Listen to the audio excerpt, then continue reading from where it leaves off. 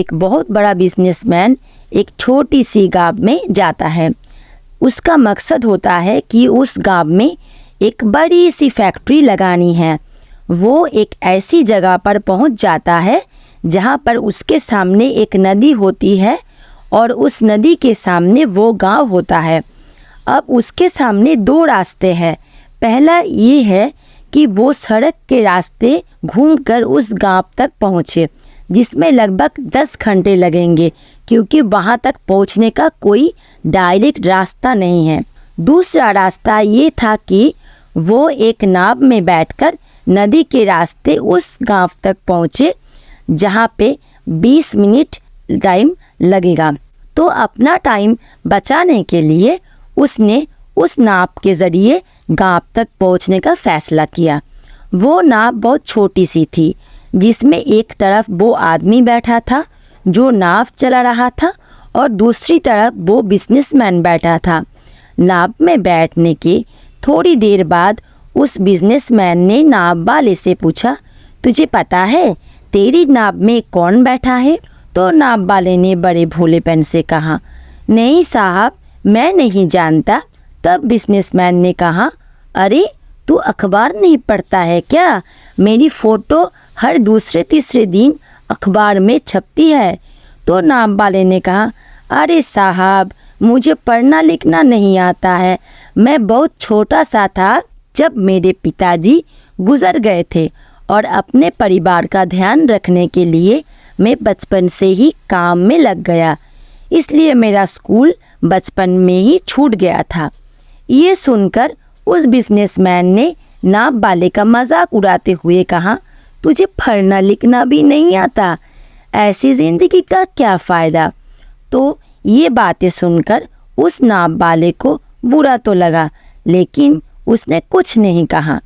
थोड़ी देर बाद वो बिजनेसमैन उस नाव वाले से बोला, अभी कुछ दिन बाद ये जो तू सामने ज़मीन देख रहा है ना, वहाँ मेरी एक बड़ी सी फैक्ट्री लगेगी जहाँ पर हम मिनरल वाटर का बोतल बनाएंगे। उस नाव वाले को बात समझ नहीं आई। उसने कहा, किस चीज़ का फैक्ट्री? तो बिजनेसमैन ने बड़ी इरिटेट होकर कहा कि वहाँ पानी की बोतल बनाएंगे जो तेरे गांव में नहीं बिकती, लेकिन शहरों में बहुत बिकती है। तब नाव वाले ने कहा, अरे साहब, मुझे कहाँ पता होगा, मैंने तो कभी इस गांव से बाहर निकला ही नहीं। फिर बिजनेसमैन ने उसके ऊपर हंसते हुए बोला, तो कभी इस गांव से बाहर तक नहीं गया? तुझे पता ही नहीं कि शहर क्या होता है? ऐसी ज़िंदगी का क्या फ़ायदा? उसकी बातें सुनकर नाव वाले को सच में ये लगने लगा कि उसकी ज़िंदगी किसी भी काम की नहीं है।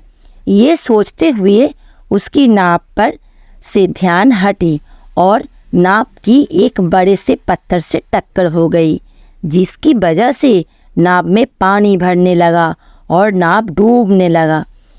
उस जगह पर पानी बहुत ही गहरा था और किनारा बहुत दूर था। नाव वाले को समझ आ गया कि अब इस नाव को बचाने का कोई तरीका नहीं है। फिर वो अपनी जान बचाने के लिए नदी में छलांग लगाने ही वाला था। तभी उसने बिजनेसमैन ने पूछा, आपको तैरना तो आता है ना? तो बिजनेसमैन ने घबराकर पूछा, ऐसा क्या?